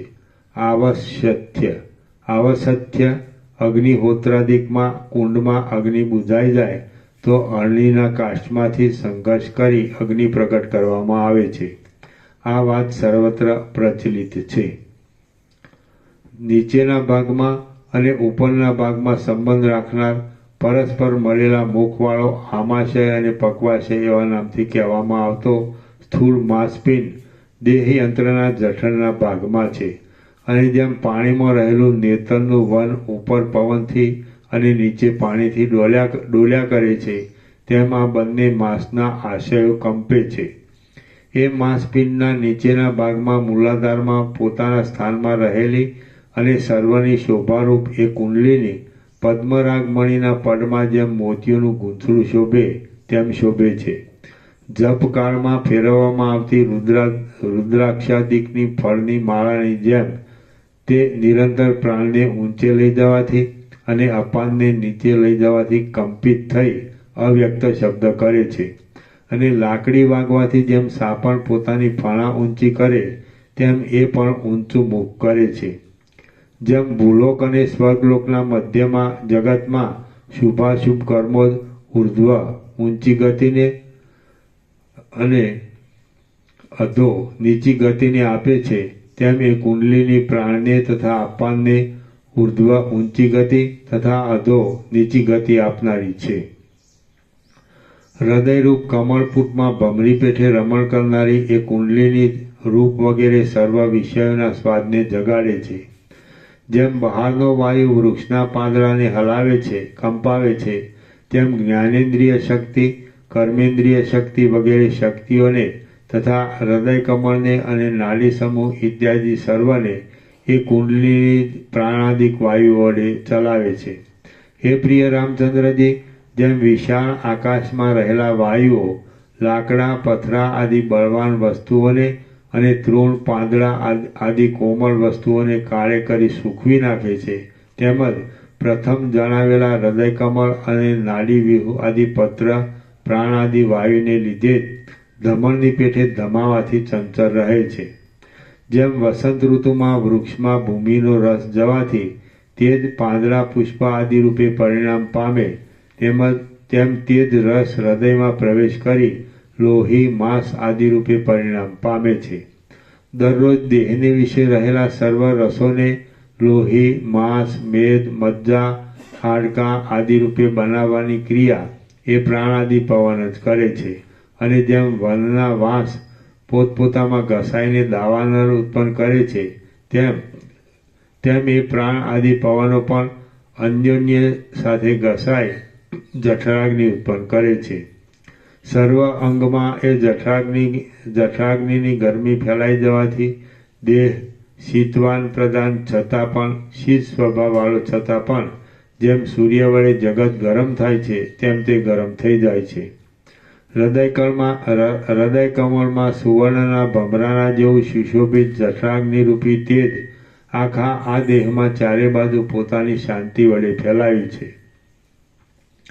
અને યોગીઓ તેનું તારાના આકારે ધ્યાન કરે છે. એ તેજનું પ્રકાશમય જ્ઞાન સ્વરૂપે સંયમપૂર્વક ધ્યાન કરવાથી દૂરના નહીં જણાતા પદાર્થો પણ જોવામાં આવે છે. માંસરૂપ કમલખંડથી શોભતા અને હૃદયરૂપ સરોવરમાં વિશ્રામ લેનારાને જઠરાગ્નિને જેમ વડવાગ્નિને સમુદ્રનું જળ બળતણ હોય છે, તેમ શરીરમાં ઉત્પન્ન થયેલ અન્ન રસરૂપ જળ જ સૂકું બળતણ છે. દેહમાં જે કોઈ પ્રાણાદિ પવન રૂપે સ્વચ્છ શીતળપણું જોવામાં આવે છે, તે ચંદ્રમાનું રૂપ છે. અને ઉપર જણાવ્યા પ્રમાણે તે ચંદ્રમા ઘસાવાથી તેમાંથી અગ્નિ, જઠરાગ્નિ ઉત્પન્ન થાય છે. જેથી આ દેહ અગ્નિશોમીય કહેવાય છે. એના નીચે ટાંચ છે. જેનો સંબંધ ચંદ્ર અને અગ્નિ દેવતા બંને સાથે હોય તે અગ્નિશોમીય કહેવાય છે. જગતમાં પણ સૂર્ય, અગ્નિ વગેરે જે તેજ જોવામાં આવે છે તે અગ્નિ રૂપે કહેવામાં આવે છે. અને જે કંઈ શાંત રૂપ જોવામાં આવે છે તે ચંદ્રરૂપ કહેવાય છે. જેથી આ જગત અગ્નિથી અને સોમથી થયેલું હોવાથી અગ્નિશોમીય કહી શકાય છે. સત્તારૂપ પ્રકાશમય ચૈતન્ય રૂપે અને અસદરૂપ જળ સ્વરૂપે બ્રહ્મ જગદ આકારે સત્તા ન હોવા રૂપે થયેલું માનીએ તો પણ આત્મસ્ફુરણ, બ્રહ્માર્થ જ્ઞાન અને સૂર્યાદિક જે કાંઈ સત્તારૂપ અને પ્રકાશમય છે તે અગ્નિ રૂપે કહેવામાં આવતું હોવાથી અને વિદ્વાનોના વિચાર પ્રમાણે જે કાંઈ જડરૂપ, અસદરૂપ અને અંધકારમય અજ્ઞાન આદિ છે તે ચંદ્રરૂપ કહેવામાં આવતું હોવાથી બુદ્ધિમાન પુરુષની દ્રષ્ટિમાં જગતનું અગ્નિશોમીયપણું સિદ્ધ થાય છે. રામ બોલ્યા, હે વક્તાઓમાં શ્રેષ્ઠ મુનીશ્વર, આપે વાયુરૂપ ચંદ્રથી અગ્નિની ઉત્પત્તિ કહી તે તો મારા સમજવામાં આવ્યું, પરંતુ હવે તે સોમની ઉત્પત્તિ શી રીતે થાય છે તે કહો. વશિષ્ઠ બોલ્યા, અગ્નિ અને સોમ બંને અન્યોન્ય કાર્યકારણરૂપ છે અને એ બે એકબીજાના ખેંચાણથી પ્રકટ થાય છે.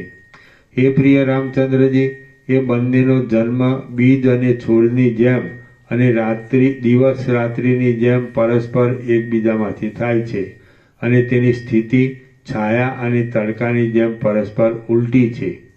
કોઈ વખત જેમ સૂર્યનો પ્રકાશ અને છાયા સાથે જોવામાં આવે છે તેમ કોઈ વખત અગ્નિ તથા સોમ એ બંને પણ સાથે જોવામાં આવે છે, અને કોઈ વખત જેમ દિવસ પછી રાત્રિ અને રાત્રિ પછી દિવસ હોય છે તેમ એ બે એકબીજા પછી જોવામાં આવે છે. એ બંનેનો કાર્યકારણ ભાવ પણ એક સત્તારૂપ પરિણામથી અને બીજા વિનાશ પરિણામથી એમ બે પ્રકારથી થયેલો કહી શકાય છે. અંકુરમાંથી જેમ બીજ ઉત્પન્ન થાય તેમ કાર્યદશામાં કારણની સત્તા કાયમ રહી એકમાંથી જે બીજની ઉત્પત્તિ થાય તેને સત્તારૂપ પરિણામથી થયેલો કાર્યકારણ ભાવ કહે છે. દિવસમાં જેમ રાત્રિ થાય તેમ કાર્યદશામાં કારણની સત્તા નહીં રહેતા એકનો નાશ થઈ બીજાની જે ઉત્પત્તિ થાય તે વિનાશ પરિણામથી થયેલો કાર્યકારણ ભાવ કહેવાય છે. માટીમાંથી જે ક્રમે ઘડો ઉત્પન્ન થાય છે તે સ્થિતિ સત્તારૂપ પરિણામની છે, અને સત્તારૂપ પરિણામમાં પ્રત્યક્ષ પ્રમાણ સિવાય બીજા કશા પ્રમાણની જરૂર રહેતી નથી. દિવસમાંથી જે ક્રમે રાત્રિ ઉત્પન્ન થાય છે તે સ્થિતિ વિનાશ પરિણામની છે, અને તેમાં એક વસ્તુમાં રાત્રિમાં રહેલો દિવસનો અભાવ જ મુખ્ય પ્રમાણરૂપ છે. માટી જડ છે એટલે તેને ચેતન ધર્મ નહીં હોવાથી ઘડો બનાવવાની ઈચ્છા થતી નથી, તેમજ રાત્રિને દિવસ બનાવતો નથી, કારણ કે પ્રકાશ દૂર થતાં જ દિવસ ચાલ્યો જાય છે.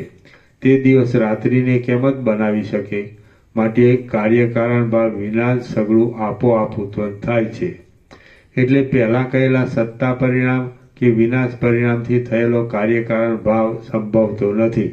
આવી રીતે સ્વભાવવાદીઓ કાર્યકારણ ભાવનું ખંડન કરે છે તે યોગ્ય નથી, કારણ કે દરેક વસ્તુમાં કાર્યકારણ ભાવ પ્રત્યક્ષ નજરે આવવાથી પોતાના અનુભવમાં આવતા છતાં પણ તેઓ પોતાના મુખથી જ માત્ર નિષેધ કરે છે.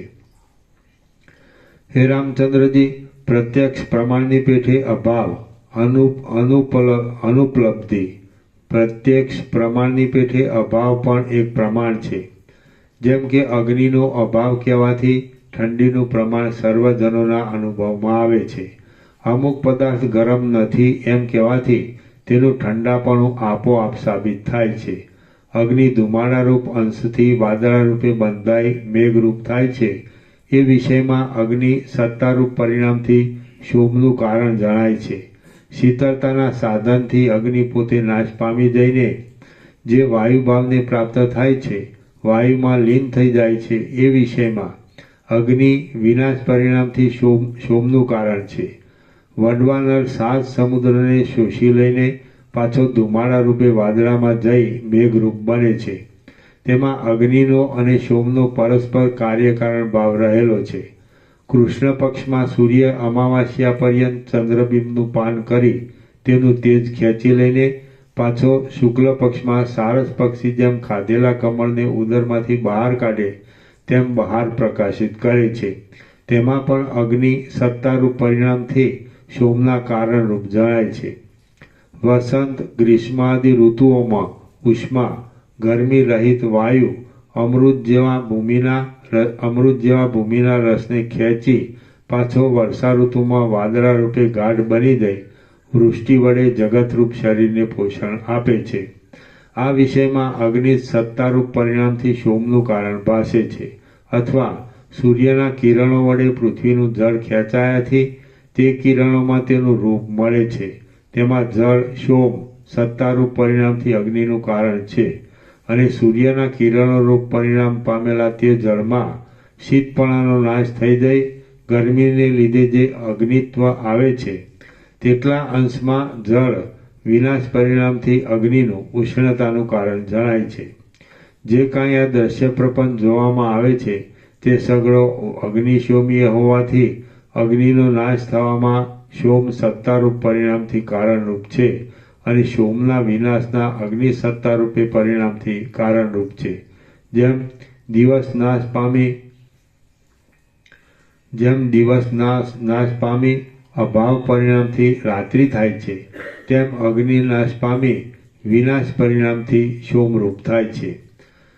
અંધકાર અને પ્રકાશ, છાયા અને તડકો, દિવસ અને રાત્રિ એમાં સર્વથી વિલક્ષણ અને સર્વમાં પરોવાયેલું જે કાંઈ સત્તારૂપ વસ્તુ બ્રહ્મ છે તેને પંડિતો પણ જ્ઞાન વિના જોઈ શકતા નથી. દિવસના અને રાત્રિના, છાયાના અને તડકાના, અંધકારના અને પ્રકાશના સંધિમાં જે જોડાણ છે તે શૂન્યરૂપ જોતો નથી જ, કેમ કે એ બંનેનો છેલ્લો અને પહેલો અવયવ એ જોડાણમાં જ પરસ્પર લાગેલો છે. જેમ એક પદાર્થમાં પોતાનો ભાવ અને વિરોધીઓનો અભાવ એ બંને રહે છે તેમ એ એક જ જોડાણમાં બંનેની ભાવ અને અભાવરૂપે સ્થિતિ છે. પ્રકાશ પોતે પોતાના સ્વરૂપથી ભાવરૂપ છે અને અંધકારના અભાવરૂપે વિચારીએ તો તે અભાવરૂપ જ ભાસે છે ઇત્યાદિ. ભૂમંડળમાં જેમ અંધકાર અને પ્રકાશ વડે દિવસ રાત્રિ જોડાયેલા જ હોય છે તેમ સર્વ પ્રાણીઓ ચૈતન્ય અને જડતા એ બંને વડે જોડાયેલા જ છે. જેમ જળ અને અમૃતના ભેગા થવાથી ચંદ્રબિંબની સ્થિતિ હોય છે તેમ ચૈતન્ય રૂપથી અને જળરૂપી આ જગતની સ્થિતિનો આરંભ જોવામાં આવે છે. હે રામચંદ્રજી, જગતમાં જે પ્રકાશરૂપ અને ચૈતન્યરૂપ સૂર્ય પ્રકાશે છે તે અગ્નિરૂપ છે અને જે કાંઈ જડરૂપ તથા તમરૂપ અંધકારરૂપ છે તે સોમનું શરીર છે એમ સમજો. જેમ બહારના આકાશમાં સૂર્યનો ઉદય થવાથી રાત્રિનું અંધારું જતું રહે છે તેમ ચૈતન્યરૂપ સૂર્યનો અનુભવ રૂપે ઉદય થવાથી જન્મ મરણ આદિ સંસારને ઉત્પન્ન કરનાર અજ્ઞાન પણ નાશ પામે છે. જેમ અર્ધરાત્રે પ્રકાશ વડે શોભતા ચંદ્રમામાં પ્રતિબિંબ રૂપે સૂર્યની પ્રભા હોવા છતાં પણ ચંદ્રની સત્તા વડે તે ઢંકાઈ જઈને અસત્ય જેવી લાગે છે તેમ પોતાનું પ્રકાશરૂપ ચૈતન્ય સ્વરૂપ સોમરૂપ જળદેહમાં સત્તારૂપે સત્ય હોવા છતાં દેહ સત્તા વડે ઢંકાઈ જવાથી અસત્યવત ભાસે છે. જેમ ચંદ્રમંડળમાં સૂર્ય પ્રભારૂપે ગયેલો અગ્નિ ચંદ્રબિંબને પ્રકાશિત કરે છે તેમ જીવરૂપે દેહમાં પ્રવિષ્ટ થયેલું ચૈતન્ય પણ દેહમાં જીવતા સુધી અહંભાવ આદિનો પ્રકાશ કરે છે. અન્યોન્ય સંબંધ થવાથી ચંદ્રમાં પ્રતિબિંબિત થયેલી સૂર્યપ્રભા જેમ ચંદ્રમંડળમાં ચંદ્રમારૂપ બની જાય છે તેમ એ જીવરૂપ ચૈતન્ય પણ જળ દેહમાં અધ્યાસથી તે રૂપે બની જાય છે. ચૈતન્ય આત્મા પોતે નિષ્ક્રિય અને ઉપાધિ શૂન્ય હોવાથી તેની સ્થિતિ ચક્ષુ આદિક વડે જોવામાં આવતી નથી, પરંતુ જેમ દીપ દ્વારા પ્રકાશ જોવામાં આવે છે તેમ એ ચિત્ત સત્તા પણ દેહરૂપ ઉપાધિ દ્વારા પરોક્ષ જણાય છે. ચૈતન્યરૂપ આત્માનું અજ્ઞાન વડે જે બાહ્ય દેહ આદિ વિષયમાં અહમ મમત્વાદિક બંધાવાપણું તે જ સંસારનું કારણ હોવાથી સંસાર કહેવાય છે. અને અધ્યસ્ત સર્વ દેહાદિ વિષયો સ્વપ્નની પેઠે મિથ્યા સમજાઈ જઈ સર્વના સંગથી રહિત જે શુદ્ધ અધિષ્ઠાન ચૈતન્યનો લાભ થવો તે નિર્વાણ છે.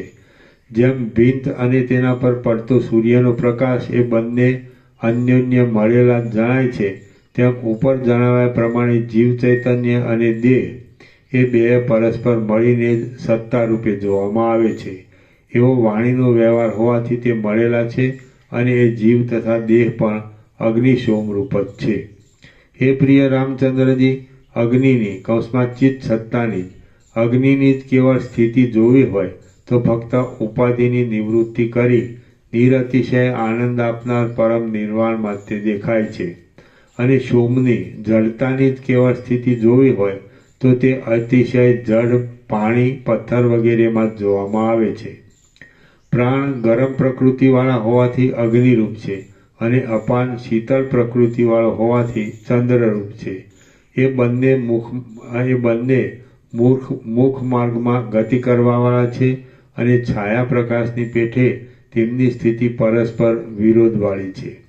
જ્યારે બહારનો શીતળ અપાન વાયુ અંદર દાખલ થાય છે ત્યારે તે ઉષ્ણ પ્રાણાગ્નિમાં મળી જઈ તે રૂપે થાય છે.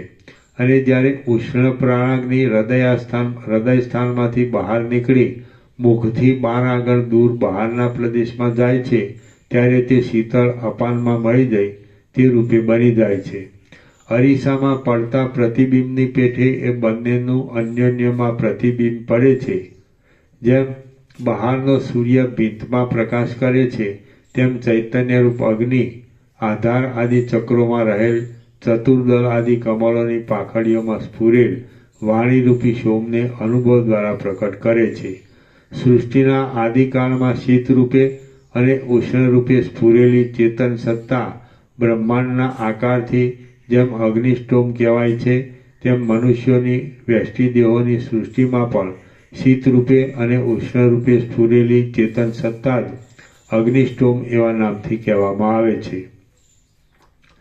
જે દેશમાં અંદર રહેલા પ્રાણરૂપે સૂર્યે બહાર રહેલા અપાનરૂપ સોમની 16મી છેલ્લી કળા ઘડી નથી તે પ્રાણાપાનની સંધિના મુખથી બહાર આગળ છેટેના પ્રદેશમાં બાહ્ય કુંભક વડે મનની ધારણા રાખી તેમાં તમે સ્થિર થાઓ. જે હૃદયાકાશમાં બહારનો અપાનરૂપ સોમ અંદરના પ્રાણપવનરૂપ સૂર્યભાવને પ્રાપ્ત થાય છે તેમાં કેવળ ચૈતન્યની સ્થિતિ વડે તમે સ્થિર થઈ રહો. પ્રાણ ચૈતન્યરૂપી સૂર્યની જે કાંઈ ગરમી છે તે અગ્નિરૂપ છે અને અપાનનું જે શીતળપણું છે તે સોમરૂપ છે. એ બંનેનો જે સ્થળમાં પરસ્પરનો મિલાપ થઈ પ્રતિબિંબની પેઠે તુલ્યરૂપતા થઈ જાય છે તે સૂક્ષ્મ ચૈતન્ય આકાશમાં તમે મનને સ્થિર કરો. હે નિષ્પાપ રામચંદ્રજી, બહાર જેમ સૂર્યાદિકનું ગ્રહણ જોવામાં આવે છે તેમ શરીરમાં પણ સોમ, સૂર્ય અને અગ્નિના ગ્રહણ કલ્પવામાં આવે છે. જે અપાનની શીતળતા જઠરાગ્નિથી ગળાય તે સોમનું અગ્નિથી ગ્રહણ થાય છે. બહારના અપાન વાયુની શીતળતાથી જે પ્રાણની ઉષ્ણતા ગળાય તે અગ્નિનું સોમથી ગ્રહણ કહેવાય છે. અને સૂર્યના ગ્રહણનો ક્રમ તો ઉપર જણાવવામાં આવી ગયો છે. એ સર્વ ગ્રહણ થવાનો જે સૂક્ષ્મ કાળ છે તેને એકાગ્ર મન વડે તમે જાણનારા થાઓ. કેમ કે પુણ્યાદિકમાં બહારના ગ્રહણના સમયો ઉપર જણાવેલ ગ્રહણ પાસે તૃણ જેવા અતિ તુચ્છ છે. હે પ્રિય રામચંદ્રજી, સંક્રાંતિ, ઉત્તરાયણ, દક્ષિણાયન અને સંવત્સર આદિ કાળને જેમ બહાર જાણી શકીએ છીએ તેમ પ્રાણ, અપાન આદિ દેહવાયુઓ વડે એ સઘળું અંદર પણ અનુભવમાં આવવાથી તમે જેમ ઘડાને જાણો છો તેમ પ્રત્યક્ષ જાણી શકો તો જ આ યોગી પુરુષોની પુણ્યકથામાં તમે શોભાવાળા રહો. નહીંતર બીજા પ્રસંગમાં તમે રોકાવો તો તેવી શોભાવાળા ગણાવો નહીં. શ્રી યોગવાસિષ્ઠ મહારામાયણમાં નિર્વાણ પ્રકરણના પૂર્વાર્ધનો અગ્નિષ્ટોમ વિચારણ નામનો સર્ગ 81મો સમાપ્ત. ઓમ ઓમ ઓમ. આના નંબર 1027. 27. પ્રસાદ આપી દે.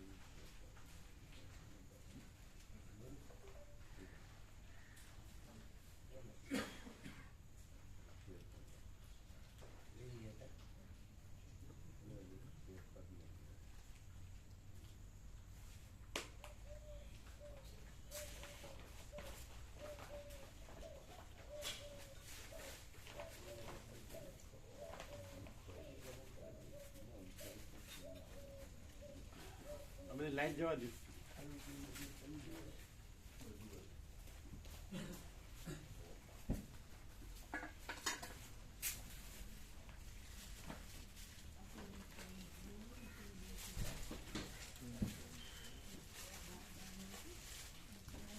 પૂર્ણિમા ક્યારે? કારતક સુદ પૂનમ.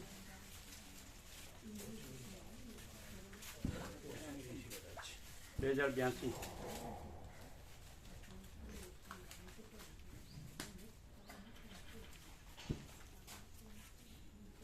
देव दिवाली नानक जयंती. आप लेट नहीं होते ना? ना लेट सब ले लिया प्रसाद? हाँ निकलो. તમારે તમારે નીકળવાનું છે? ना हो तो ये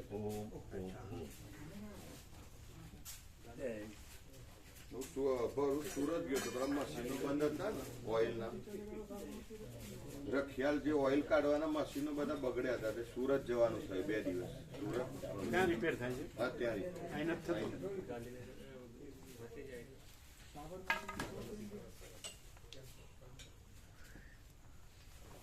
अरे आप रिक्शा से चले जाएंगे ना? हाँ नहीं हम जाएंगे ना अपने તમારે અત્યારે નીકળવું છે? બજાર તો ઉતાર દઈએ, બજાર તો ઉતાર દઈએ. હે? બજારમાં જવું હોય તો અમે ઉતારી આપીએ બજારમાં. અચ્છા. રખિયાલ સ્ટેશન પર ઉતાર દઈએ. હા તો બસ હા ઉતારજે. ના પણ તમારે ચા પાણી નાસ્તો લેવાનો છે ને? ને હું કરીને જ આવ્યો હતો. ખરેખર કરીને આવ્યો છે? ખરેખર સવારે વહેલા કરીને ગાંધીનગરથી આવ્યો.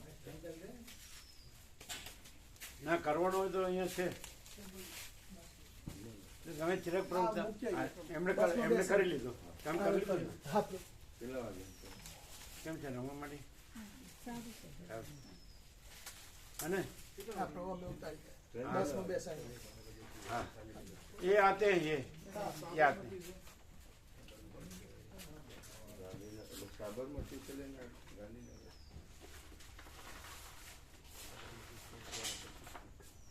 સાબરમતી ને તમે તો અહીંયા રખિયાલ રખિયાલ એ તો ટ્રેન મોડી ડાયરેક્ટ 12 વાગે. डायरेक्ट अमदावाद वाली बस में ડાયરેક્ટ એની ટ્રેન તો લેટ છે 12 વાગે. કેટલા વાગે? 12:15 बजे हाँ तो रखियाल उतार देंगे. ये एमने तो चा पानी नास्तो करो. તમે લોકો કરો એક પ્રભુ ચા પાણી નાસ્તો કરો. તમારે મૂળજી પ્રભુ ચા પાણી નાસ્તો કરો જ કરો.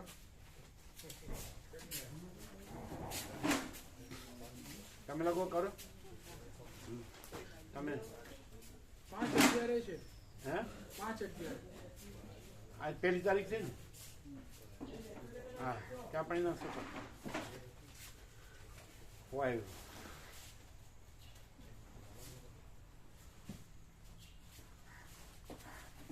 એમાં શું લખ્યું છે? નાનક જયંતિ કે દેવ દિવાળી? દેવ દિવાળી. નાનક જયંતિ પણ એ દિવસે જ છે. પણ આ ડોક્ટર એમ કીધું ગંગા જયંતિ એ દિવસે જ છે. ગંગા જયંતિ જોજો મેં લખ્યું છે ગંગા જયંતિ. नहीं आपको मालूम है? गंगा स्नान 5 तारीख को. नहीं वो तो गंगा जयंती बोले इसलिए गंगा स्नान था. उधर ज्यादा हो. गुरु नानक जयंती तो ये 5:11 है. हैं? गुरु नानक जयंती 5:11 છે. અને ગંગા જયંતિ પણ હશે. ગંગા જયંતિ કારતક સુદ પૂનમ. हैं? गंगा जयंती भी तो ये तो पूछो એટલે આવશે અંદર. गंगा जयंती का तिथि कौन सा है?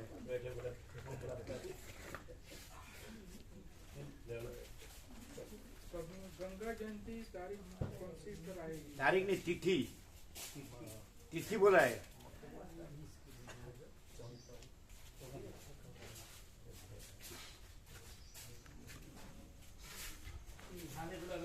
हाँ तो 23 एप्रिल कह रहे हैं. 23 एप्रिल બરાબર એ પૈસા પ્રભુ ગયા પેલા આપે નહીં લિસ્ટ નથી આપતા બધાને લિસ્ટ આપો.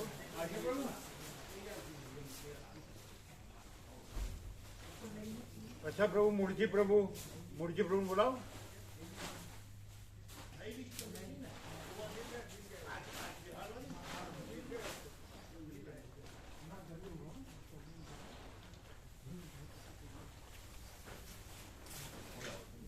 લીટ આપો લીટ આપો મિલા બે ને આ વિવેક પ્રભુને નવું આવ્યું હોય તો આવ્યા નતો ને બાકી હશે આ લોકોને આપો. છપાયેલું બાકી હશે પણ પેલું મળ્યું ને ઝેરોક્સ મળ્યું ને ઝેરોક્સ મળી પણ ઓરિજિનલ આપો ને પ્રિન્ટિંગ એ લોકોને આગળનું જ મળ્યું હશે ઝેરોક્સ મૂળ નહીં મળ્યું. એક જ છે ને અને આ તો ત્યાં લઈ જવા પડશે ને પછી ગંગા જયંતિ તિથિ નથી મળતું બધું સર્ચ કરવામાં નહીં ડૉક્ટર આવતું. પ્રભુએ કીધું કે ગંગા જયંતિ એટલે જ એનો મેળો ખૂબ ભરાય છે એટલે શુક્રતા જાય છે 5 દિવસનો મેળો ફૂલ ભરાય. तिथि कब है तो गए क्या नहीं नया प्रिंटिंग ये प्रिंटिंग में से नया है इसमें नहीं है इसमें नहीं है ये नर्मदा जयंती છે મહાસુદ સાતમ એવી રીતે ગંગા જયંતિ હોવી જ જોઈએ. પણ આમાં ગૂગલમાં નહીં બતાવતું કોઈ પંચાંગમાં હશે. આ તો ત્યાં લઈ જવું પડશે બરોબર પત્રિકા બધી હજાર ના થોડી રાખવાની એ લોકો તો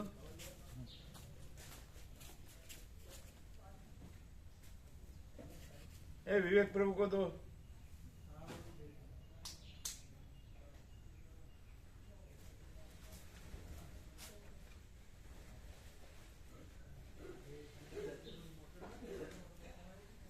એ લોકોને મેળો ભરાય છે મોટો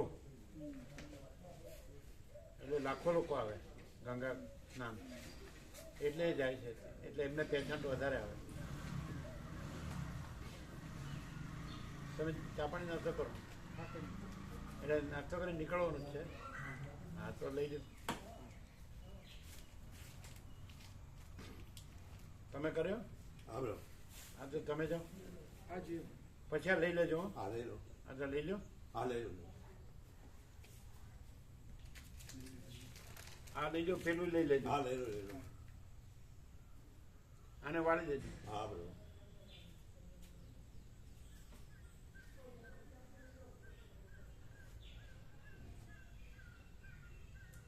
તમારે ત્યાં મેઘરાજની મેર ફૂલ હતી હા એટલે આ કાલે નથી પણ આમ ફૂલ છે. ફૂલ. એટલે ફરફર આવે એ રીતે આમ 2-3 દિવસ તો ફૂલ 2-3 દિવસ ફૂલ નહોતી. ફૂલ જ. આખો દિવસ ચાલુ હોય પણ એમ ગઈ રાતે ફૂલ નથી આગલી રાત્રે આ રાત નહીં આગલી રાત્રે અહીંયા તો ફૂલ હતી. ના એટલો બધો નહીં ફૂલ હતી ને અહીંયા હા અહીંયા તો ફૂલ હતી આગલી રાત્રે. આગલી રાત